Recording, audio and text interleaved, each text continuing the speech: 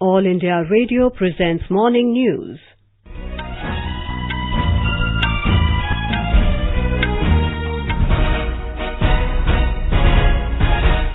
Good morning, I am Valsa Williams. The headlines.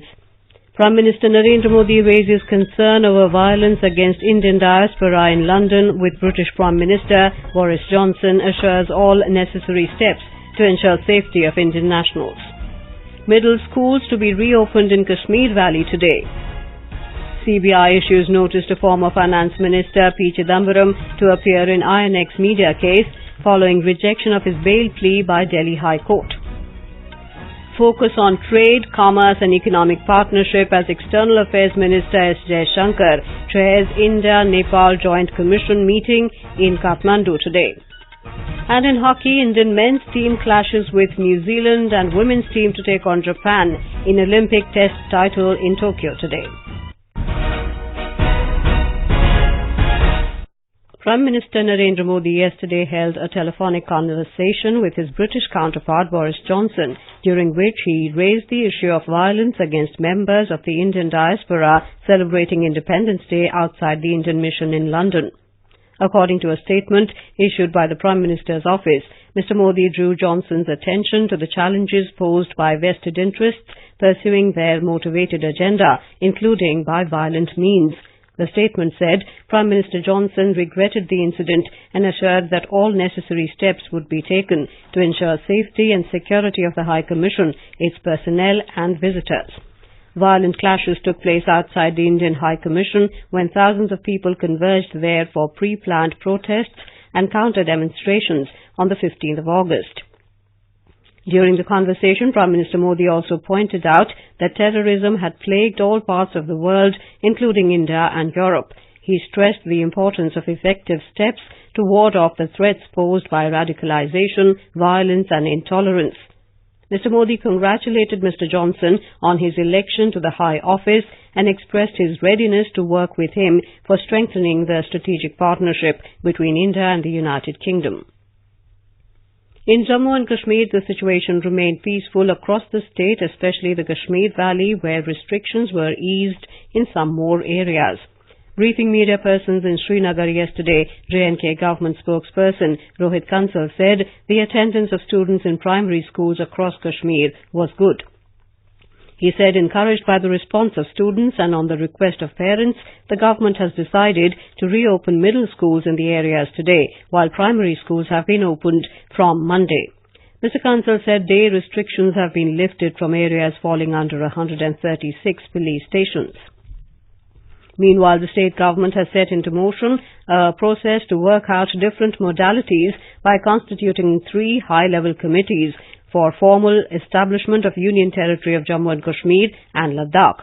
These committees will devise modalities for functioning of the proposed Union Territory of Jammu and Kashmir and deal with financial matters and staff-related issues in both the proposed Union Territories.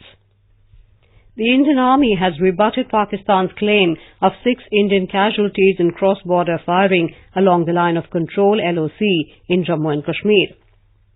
Sources said fake tweet of Pakistan Director General Inter-Service Public Relations of 6 Indian casualties again proves that Pakistan as a nation is only a propaganda machinery. In the ceasefire violations in Krishna Ghati sector yesterday, Army had 1 fatal casualty and 4 non-fatal casualties. Former Union Finance Minister P Chidambaram was asked last night to appear before the Central Bureau of Investigation within 2 hours after remaining elusive for the entire evening. The officers from the CBI had visited Mr. Chidambaram's Jor Bagh residence, but the former minister was not available there. Then the team of officials returned to his residence and pasted a notice asking the former minister to appear before R. Parthasarthi, CBI Deputy Superintendent of Police, who is probing the case, to record his statement under Section 161 of the CRPC.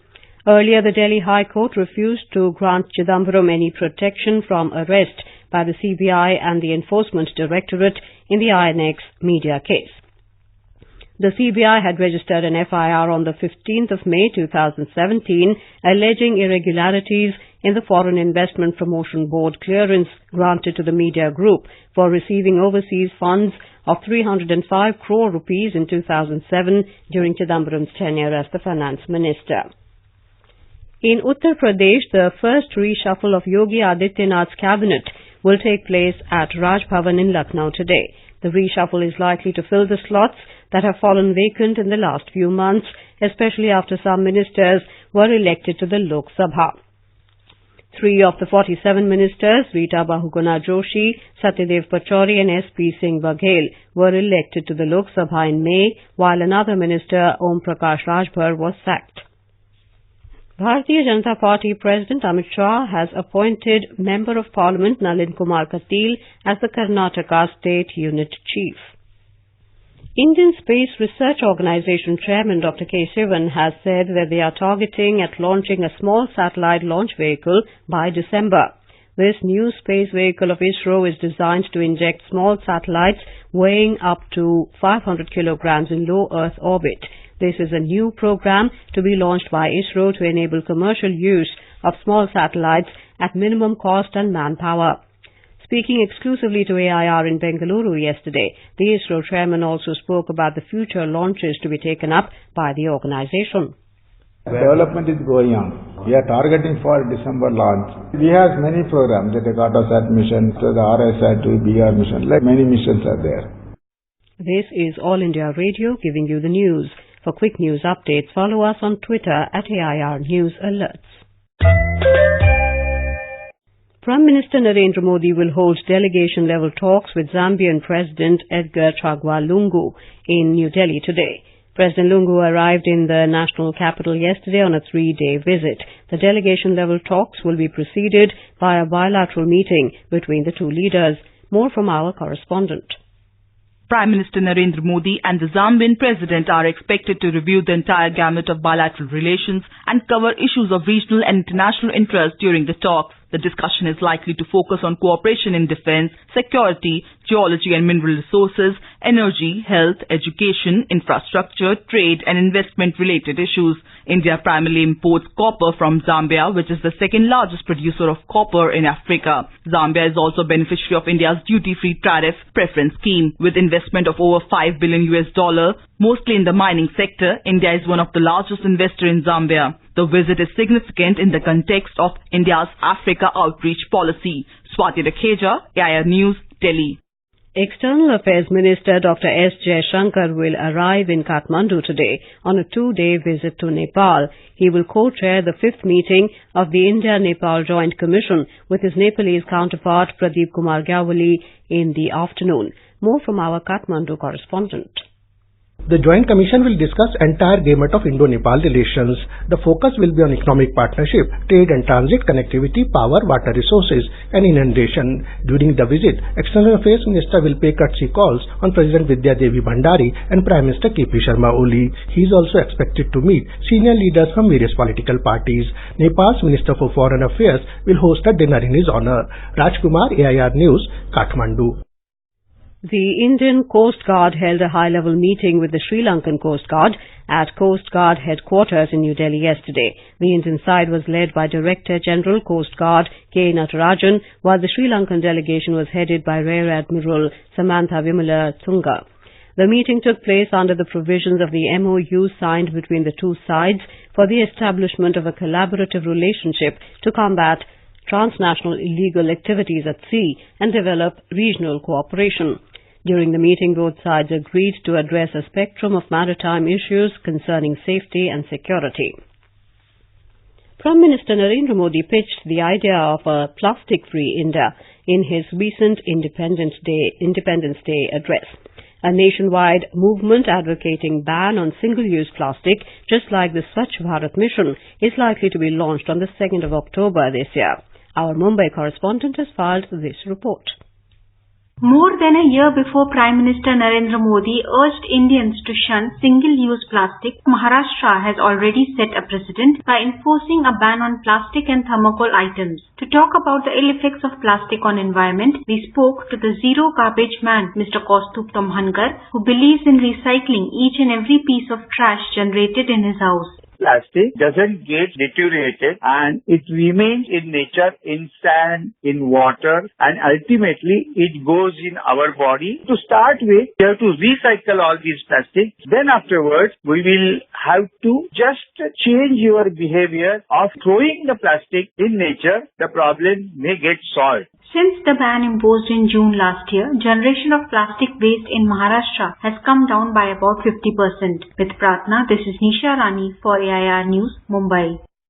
The Yamuna River in Delhi continues to flow above the danger level. At 9 p.m. last night, the water level of the river was at 206 meters, 40 centimeters above the danger mark of 205 meters, 33 centimeters. Due to the rising water level, railways have suspended train movement over Yamuna Bridge between Old Delhi and Chadara railway stations, and all the trains have been diverted via New Delhi railway station.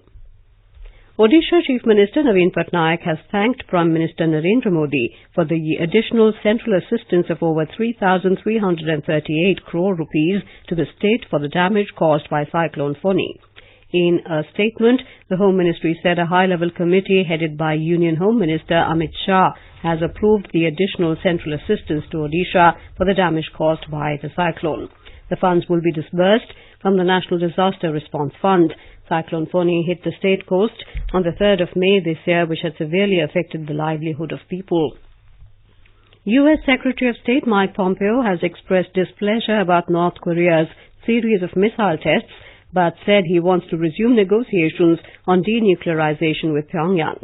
In an interview with a private channel, the chief U.S. diplomat noted the 6 tests of short-range ballistic missiles that North Korea has conducted in recent weeks and appear to diverge slightly with President Donald Trump, who has dismissed the tests as not threatening and insignificant.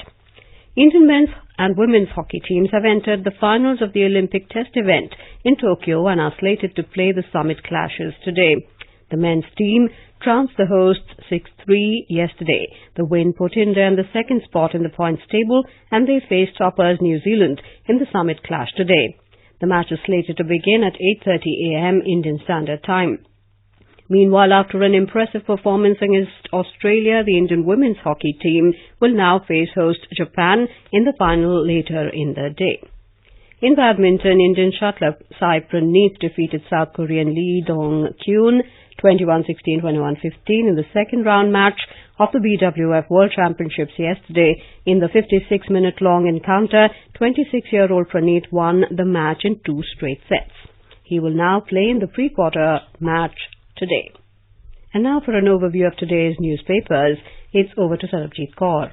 Thank you, Valsa. Former Finance Minister P Chidambaram denied bail in INX Media case is covered prominently across papers. Chidambaram goes missing after High Court refuses to give anticipatory bail is the lead in the Times of India. High Court rejects plea, Chidambaram goes to Apex Court, reports the Financial Express. Moderate your rhetoric on India, Trump advises Imran. The Asian Age highlights the stern US warning to Pakistan hours after the Trump-Modi chat. Appreciate Jammu and Kashmir is internal matter. The Indian Express quotes the US Defense Secretary speaking to Defense Minister Rajnath Singh. Abhinandan's captor killed while trying to push in infiltrators, notes the pioneer of a Pakistani commando who reportedly tortured the IAF pilot being killed in firing by Indian forces along the LOC. And finally, detecting heart disease is just seconds away, states the Hindu Business Line, as IIT Hyderabad researchers develop a biosensor device to detect cardiovascular maladies. And with that, it's back to you, Valsa. Thank you, Sarabjit. And now before we end the bulletin, the headlines once again. Prime Minister Narendra Modi raises concern over violence against Indian diaspora in London with British Prime Minister. Boris Johnson assures all necessary steps to ensure safety of Indian nationals. Middle schools to be reopened in Kashmir Valley today. CBI issues notice to former Finance Minister P Chidambaram to appear in INX Media case. following rejection of its bail plea by Delhi High Court. Focus on trade, commerce and economic partnership as External Affairs Minister Jaishankar chairs India-Nepal Joint Commission meeting in Kathmandu today. In hockey, Indian men's team clashes with New Zealand women's team to take on Japan in Olympic Test title in Tokyo today. With that, we end the morning news. Have a nice day.